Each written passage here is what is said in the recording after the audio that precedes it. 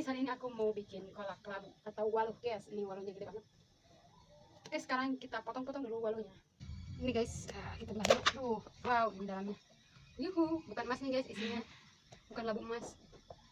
Tapi labu asli. Wah, ini dalamnya udah ada yang jadi guys. Gak nyangka. Kita belah aja guys.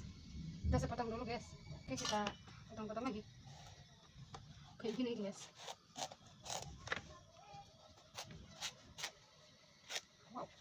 Ternyata ini tuh kita coba. Saatnya kita menyantap kolak labu atau waluh guys. Wow, ini tuh mantep banget. Bijinya juga nggak dibuang guys bijinya, karena bijinya juga enak loh guys. Kita lihat kolaknya. Wow, mantap. Kebetulan di luar hujan guys. Cocok banget kalau hujan-hujan gini makan kolak, mantap. Bismillahirrahmanirrahim. Ayo guys, kita cicipi. Kalian mau gak nih hujan-hujan makan kolak waluh? Bismillahirrahmanirrahim. Enak banget.